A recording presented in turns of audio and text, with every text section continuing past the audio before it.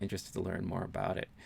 Um, and like I said before, when it comes to movies, there hasn't been a lot of news coming out lately. Some tidbits that came out today. The Rise of Skywalker is finally hitting Disney Plus on May 4th. As I'm sure most of you know, May 4th has been deemed Star Wars Day. May the 4th be with you. So that's one of their big releases on the Star Wars front there. Um, News came out that apparently Kevin Smith wrote a script for Mallrats 2 during this time, during the lockdown. So I'm curious to see what that means and what the story is going to be about. That's always something that's interesting. When he released Clerks 2, I was wondering like how can he recapture that charm and that special feeling of watching the first Clerks, and I thought he did a really good job with that. So, and then the same thing with the Jay and Silent Bob reboot. At first, when I was watching that, I was wondering, is this really going to work? I feel like that type of humor nowadays doesn't seem to gel so much. But then he surprised us by changing it and changing the formula of the movie. And I won't go into any spoilers now in case you haven't seen it, but there was a nice little turn there within the story and within the characters too. So it proved to be a really entertaining movie overall. So let's see what he does with Mallrats too. That would be really, really interesting. Unfortunate news about media piracy surging during the pandemic.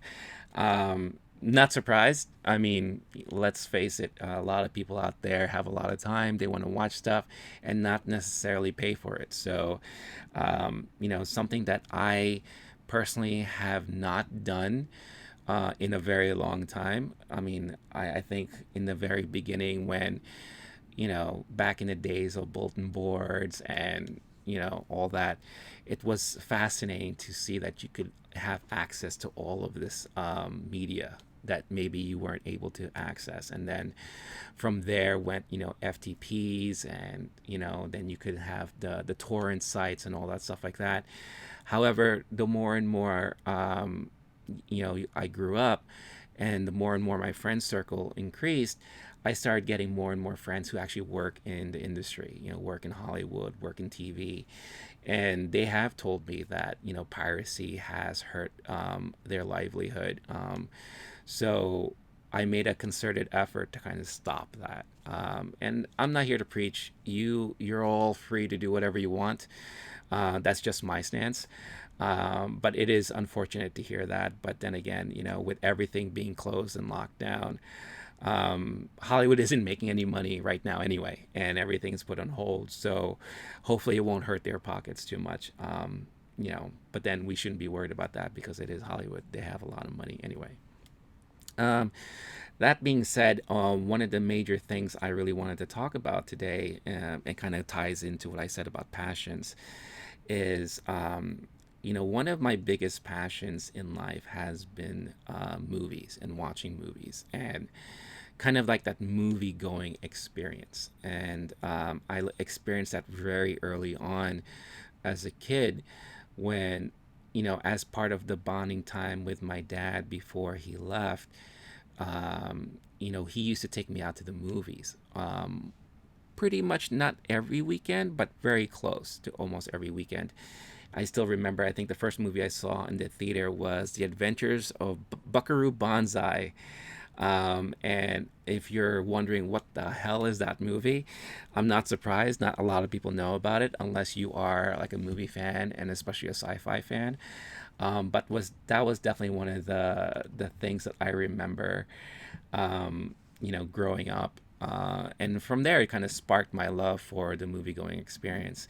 One of the craziest things that I did as a kid was when Gremlins first came out. I begged and pleaded my mom and my babysitter at the time to take me to watch it whenever I did, or whenever I wanted to watch it. So I can say that I watched Gremlins 8 times in the movie theaters, which is, uh, I'm sure, strange to a lot of you or quite hilarious. I think it is pretty funny. But again, it's just, it was that love and passion that I had. And as I grew up, and I was able to kind of go to the theaters on my own, it was a great escape for me. Like, I'll be honest, like, my childhood wasn't exactly all, roses and all that, but it was a nice way for me to kind of get away from, the things that kind of bothered me at the time. And as like an 8-year old kid going to the movie theaters in an afternoon, you can imagine the type of movies that I saw. It wasn't all blockbusters and grade A movies. There was a good bunch of B movies in there. I mean, I remember I watched some of the Ernest movies, the Elvira movie. But then I saw such cult classics like Monster Squad. I remember when I saw that, I said this movie is great, and I kept quoting the movie like for the next couple of weeks after that.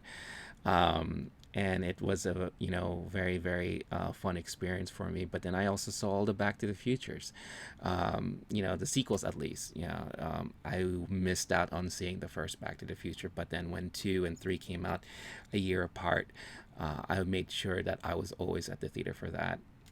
And then, of course, at that time, when the superhero genre kind of blew up with the first Batman movie, the Tim Burton Batman movie came out, I still remember the line of people outside my local movie theater. And, we didn't know anything about advanced purchases, like advanced ticket sales or anything like that.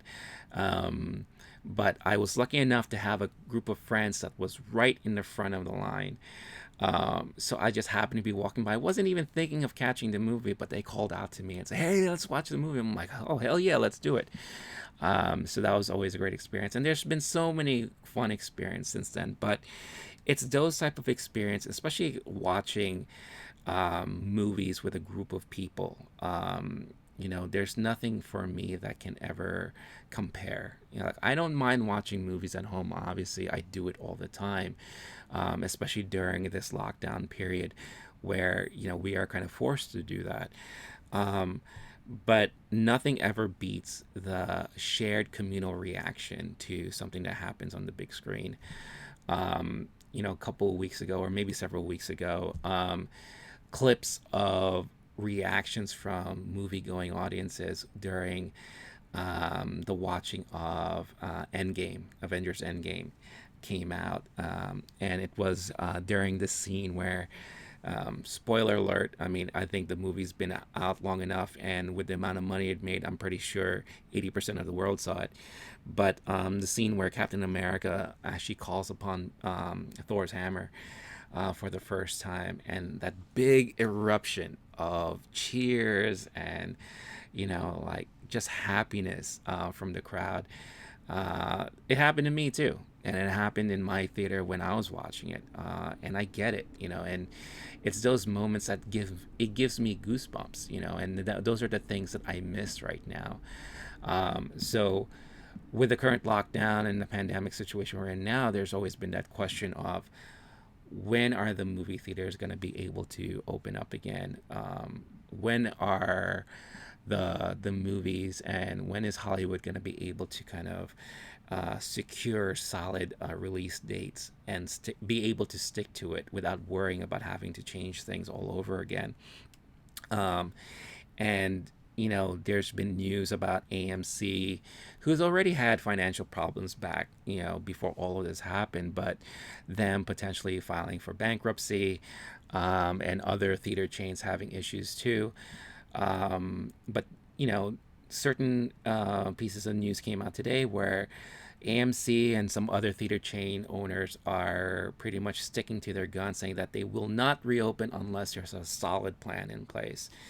And I think one of the things that they really are going to be depending on is Hollywood's schedule and Hollywood's release date schedule. And, it doesn't make sense for a theater chain to open up and there aren't any planned releases for the next several weeks or months, right? So I think there's going to be a huge concerted effort to kind of be on the same page and sync up.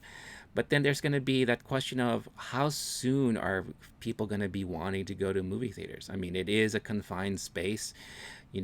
As you remember when you went to the movies, people are coughing and sneezing left and right. You have these little kids running around and all that stuff like that. It hasn't exactly always been a sanitary experience.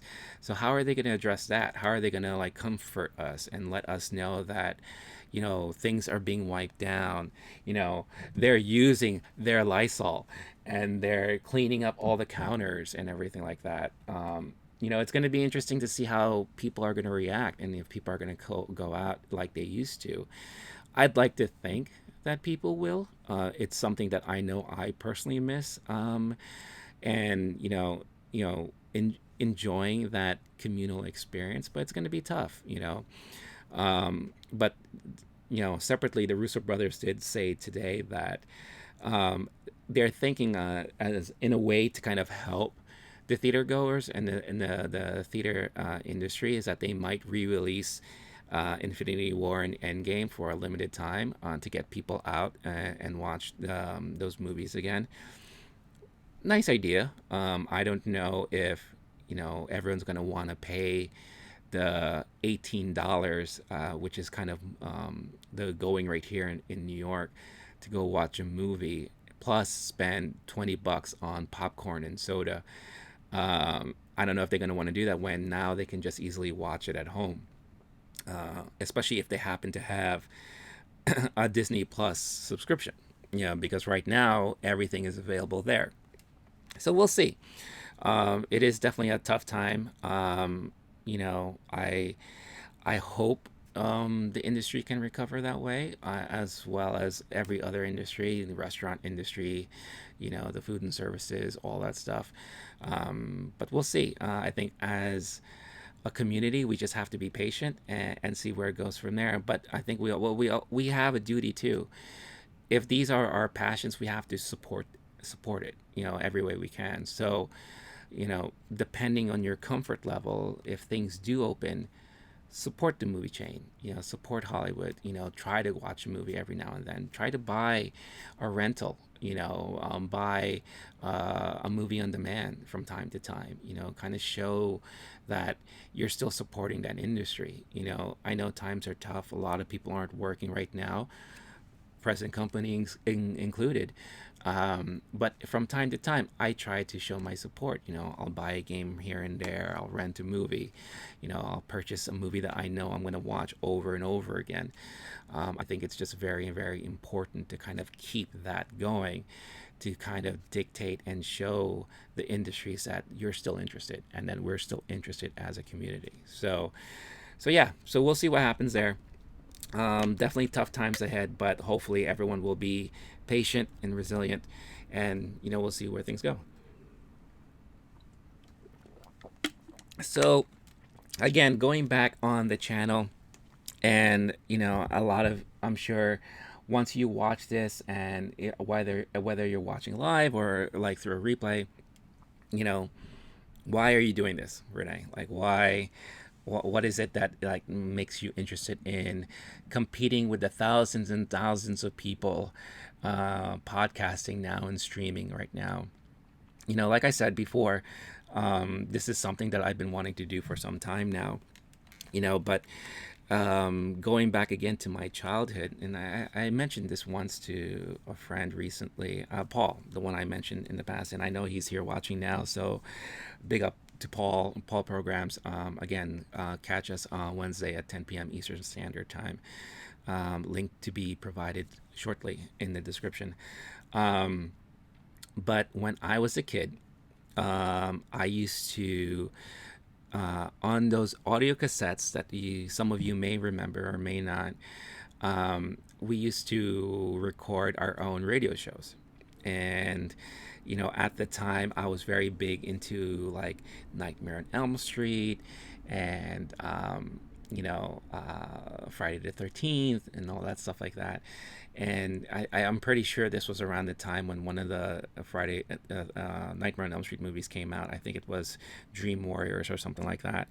And at that same time, they had a Nightmare on Elm Street TV show, which is kind of one of those like anthology shows where he would host, and it would be like, an episode about some story or a couple of episodes about something like that. And I was very, very into that.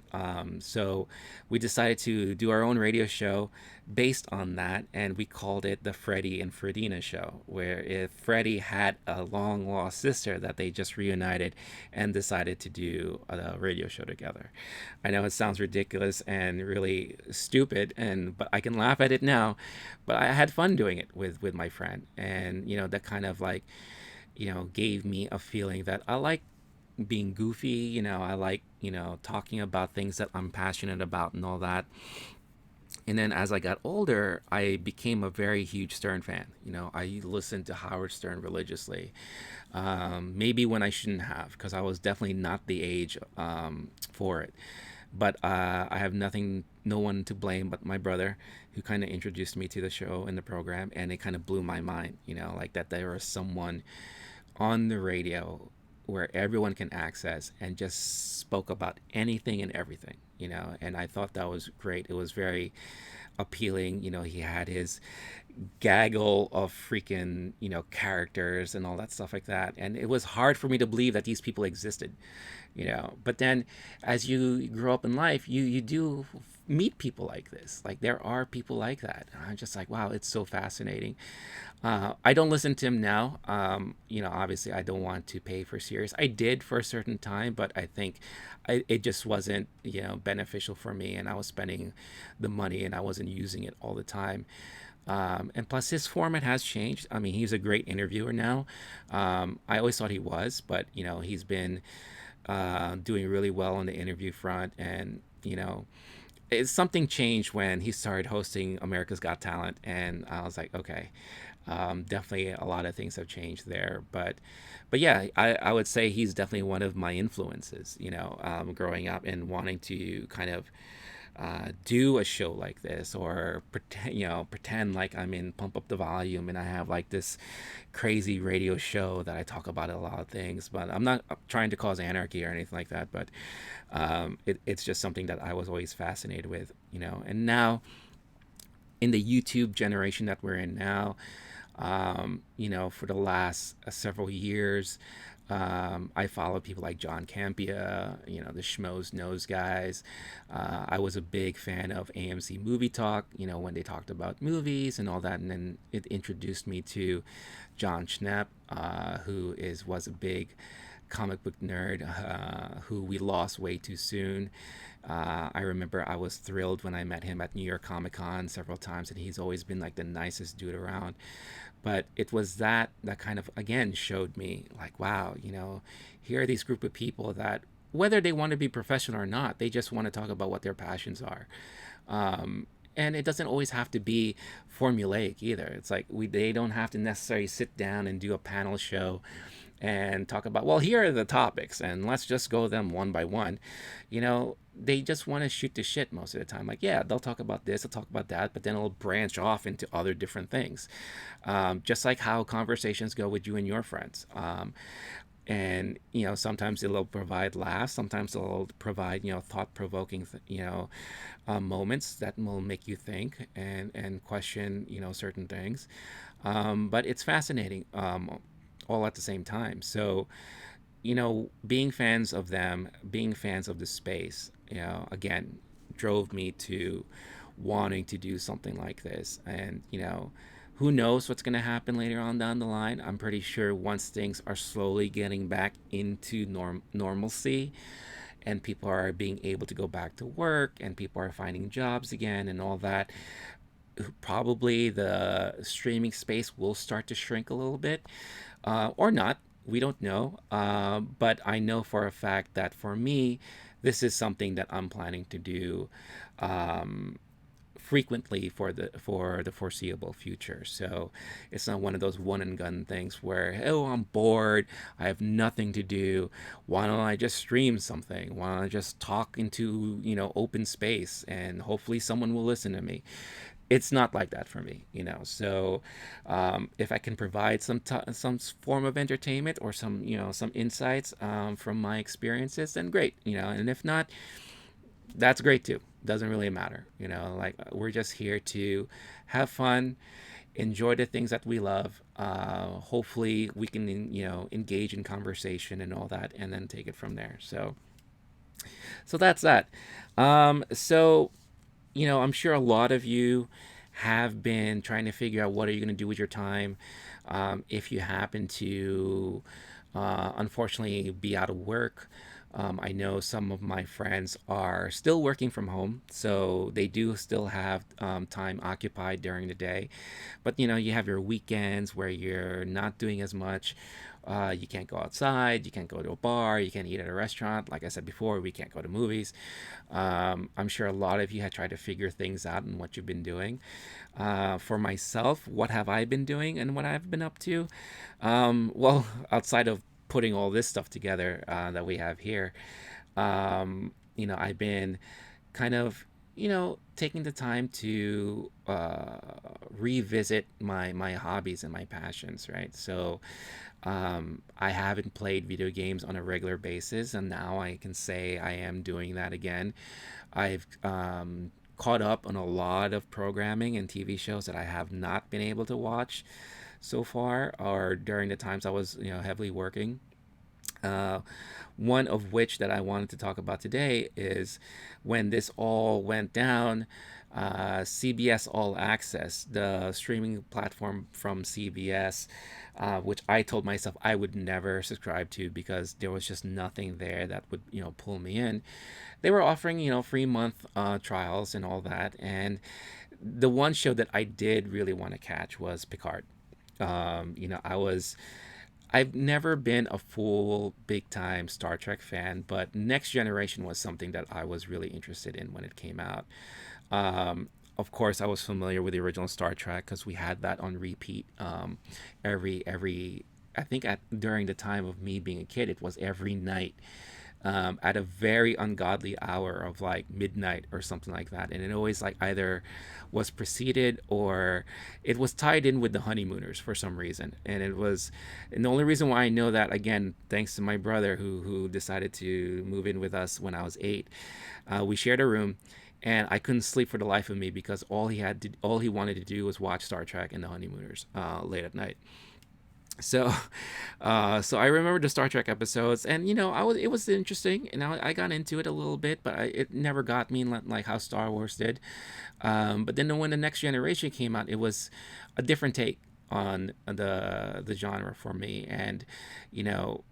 Patrick Stewart had such a presence as the captain of the ship. So, as I was following the adventures of the Next Generation crew, you know, during the many seasons that they had and the numerous amounts of movies, um, you know, I was always interested to see where things would land for Picard. And when they announced the Picard TV series, I was like, wow, this looks like that's going to be interesting and fascinating. I've always wanted to watch it. So I did. You know, I caught it and I watched every episode. And when I watched it, I was kind of left not knowing how I really felt about it. You know, like I think I was caught up in the nostalgia that, oh, here's Picard, and just I might go into spoiler territory a little bit. So if you don't want to hear me talking about it, I'll do my best not to reveal too much. But a lot of the things I'm going to talk about, I think you've seen in videos, you've seen in the trailers, or you've caught wind of it somehow. But um, you know, you had characters like Data show up again, you know, and you know he talks about their friendship and all that, and you had other characters from the next gen kind of pop in and out. So I think I was caught up in that nostalgic factor where, you know, I was like, wow, I never thought I would see these guys on TV again and all that. But there are a lot of things that were kind of, for me, I just didn't know how to feel about it. And one thing that really threw me off, and I was so happy that it wasn't only me. One of the guys I watch on YouTube is Dan Miro. And Dan Miro was part of Screen Junkies, who now he just recently branched out on his own and is starting his own channel. He did an episode about Picard, and he did a because he is a huge Star Trek fan. Um, So of course I was curious to hear what he was going to say. And when he said this, I was like, yes, it isn't just me. And the one thing that the show does is that they throw that F bomb everywhere. I mean, when I've watched Star Trek, even in the movies, I think I've only heard a curse word once.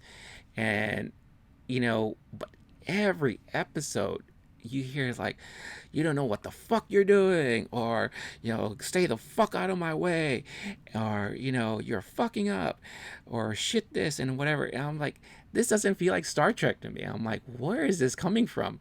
And it really threw me off big time. So that was one thing that was that really, really threw me off. And then other things that it was very gloomy and very like that time period that they have the show in.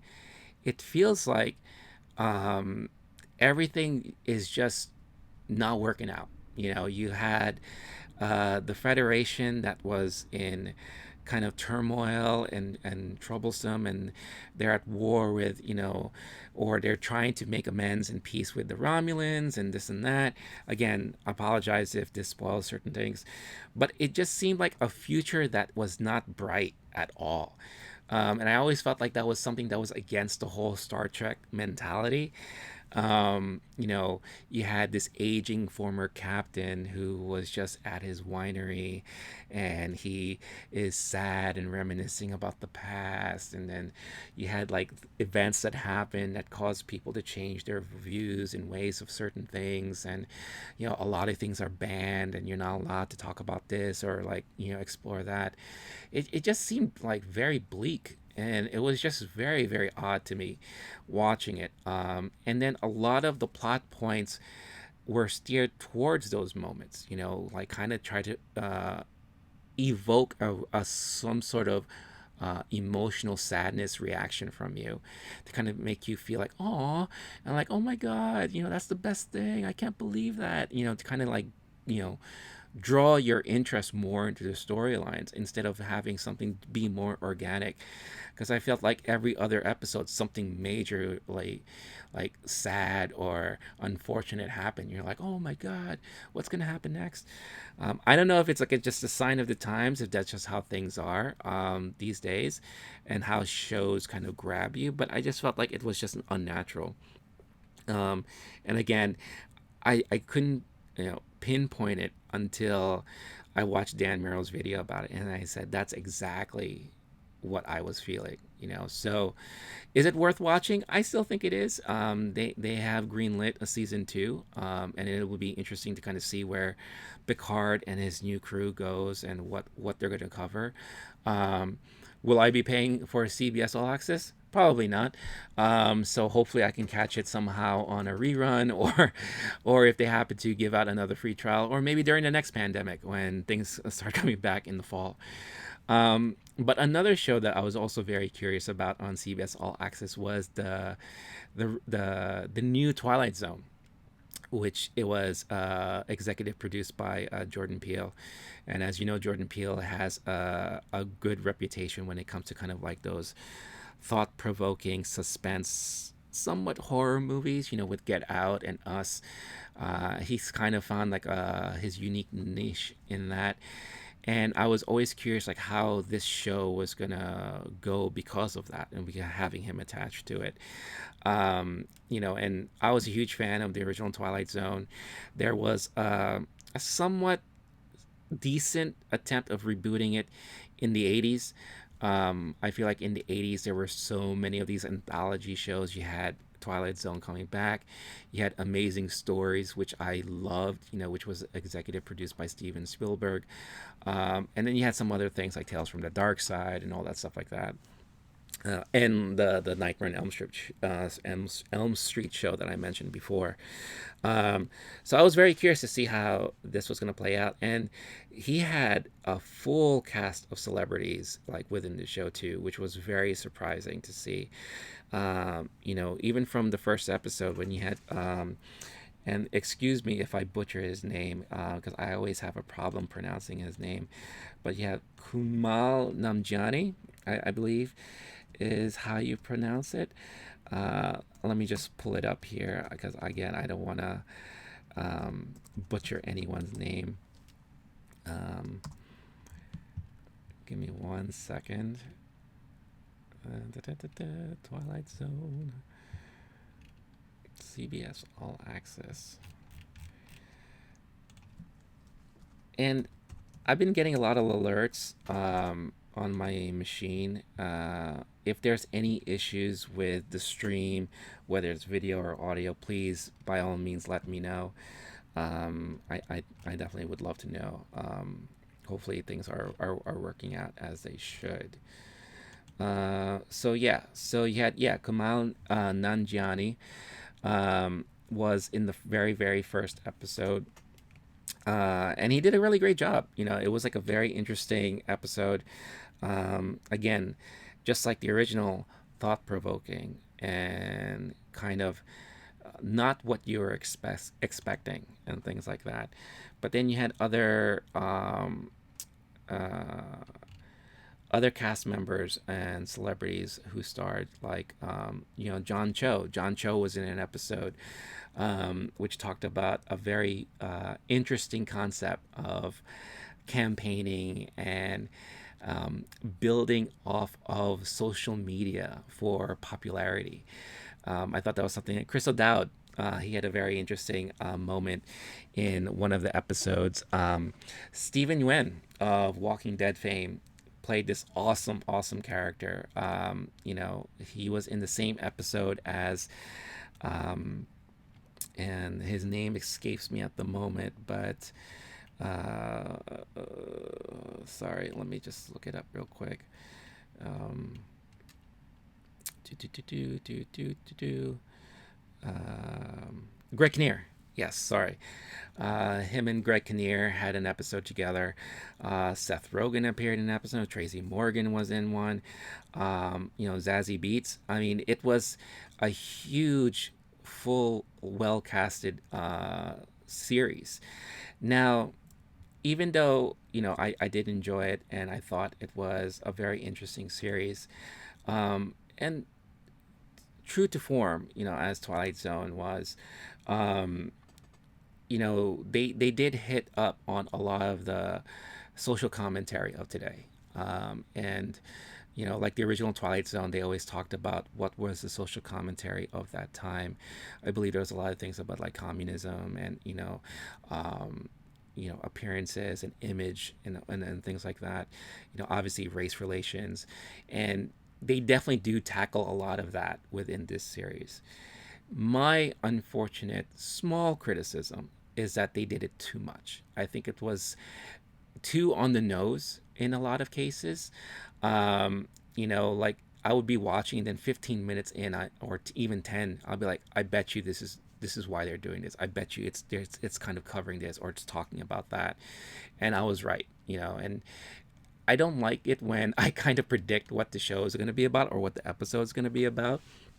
But I did feel like a lot of things were a little bit too on the nose, and I kind of wish they explored a little bit more of the fantastical, a little bit more of the, out of left field storylines.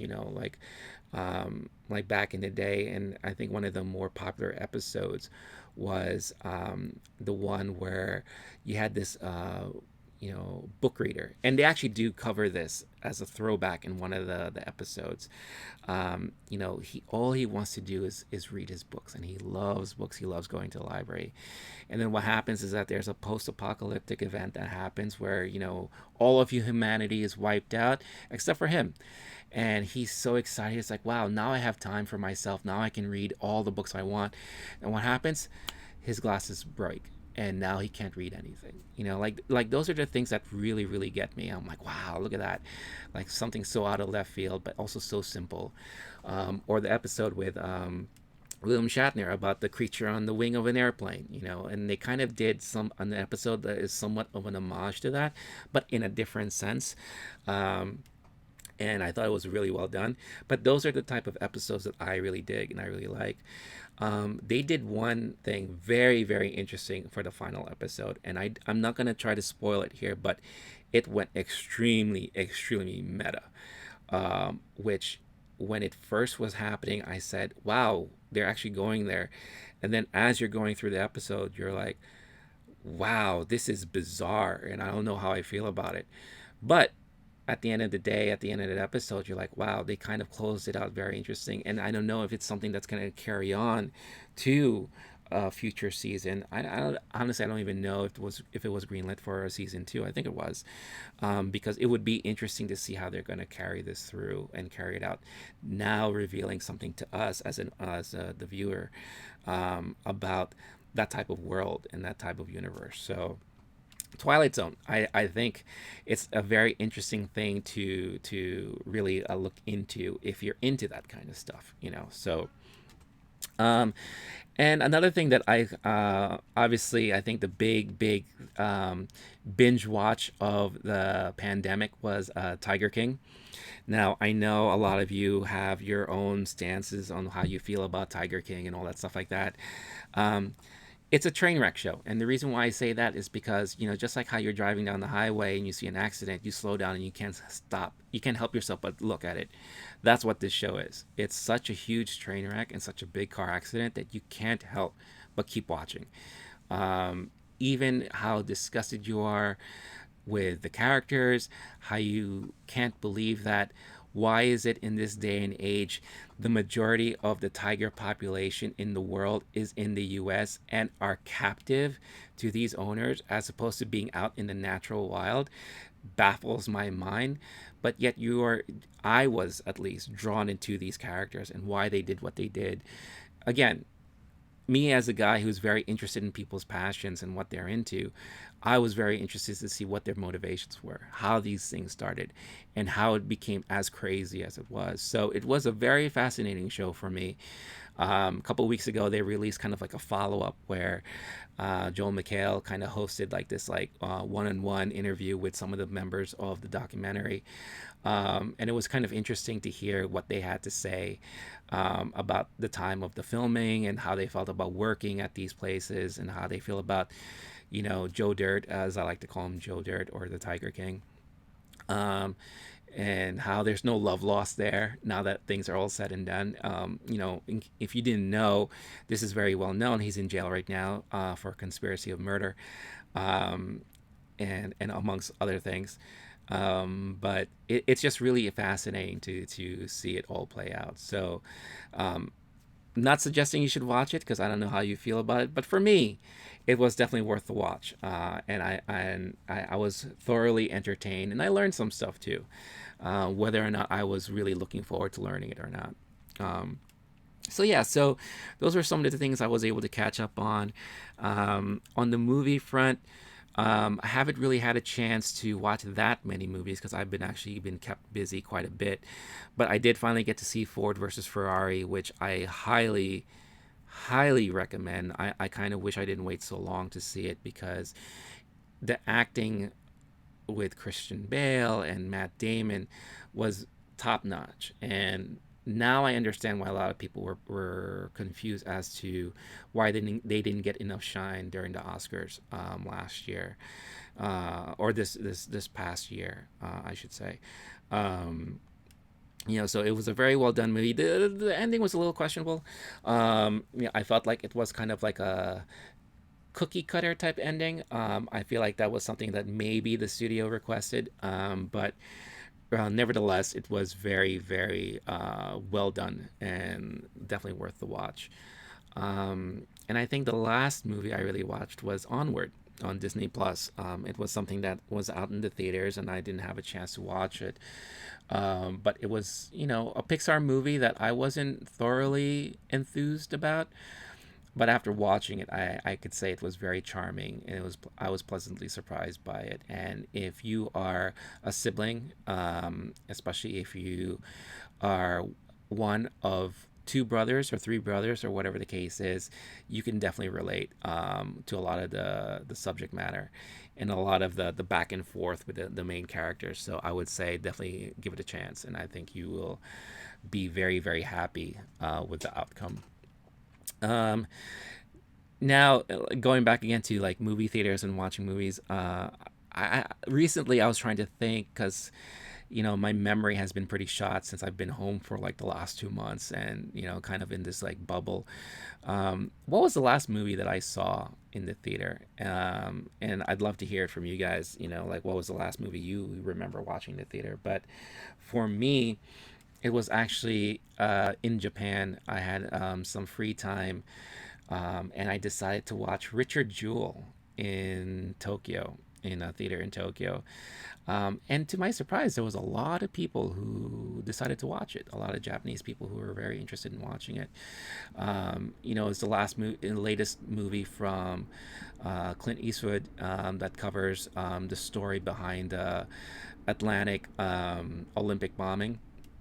And I thought it was a very, very well done movie. I forget who the main actor is, but he was also in I, Tanya as the goon who kind of carried out the deed of you know busting Nancy Kerrigan's kneecaps.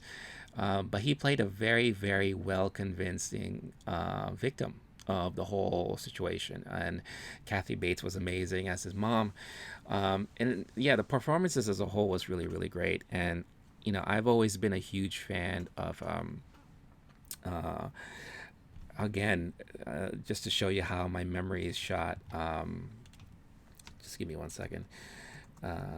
Richard Jewell. Um, Sam Rockwell. Oh my God, I can't believe I forgot his name. But I've always been a huge fan of Sam Rockwell, and his performance in this movie was fantastic. It was like one of his best, more recent outings. Um, didn't get any kind of shine in the Oscars. I feel like, except for the Kathy Bates nomination, no one was really talking or buzzing about this movie. I also feel like there wasn't a lot of like decent marketing put behind it. I feel like it kind of just came. You heard some people talk about it, and then it just went. So very, very interesting. I enjoyed it. I thought it was a very well done movie. The sense I got from the Japanese people is that they liked it too. They thought it was very, very well done. So if that's something that you haven't seen, add that to your queue. Like I definitely would recommend it as something that you can watch.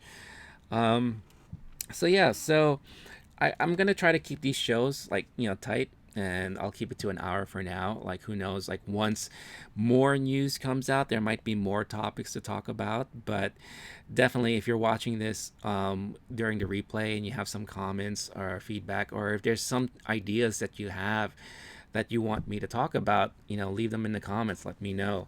You can follow me in the social media links that you see on the video. And, again, keeping something like this going is not easy and not cheap. So obviously, any tips or donations you could send my way would be greatly appreciated, but not necessary, please. The least you can do or help me out with is, hit that like, subscribe, follow me on Twitch. That'll be greatly appreciated. Because again, at the end of the day, I'm just trying to build this community who hopefully all of you are like me, who are into several things or into one particular thing that you're passionate about. And let's have a place where we can talk about it and discuss it and enjoy it as a group. Maybe you can teach me something that I don't know anything about, and then maybe because I'm always curious to learn new things. So definitely looking forward to hearing from you guys. So that being said, this is the end of episode 1. Thank you again for your time watching. Please stay cool, stay classy, stay safe, be kind to one another, and make sure you wash your hands, or at least, at the very least, spray yourself with some Lysol. All right? That'll be it. Until next time, see you later.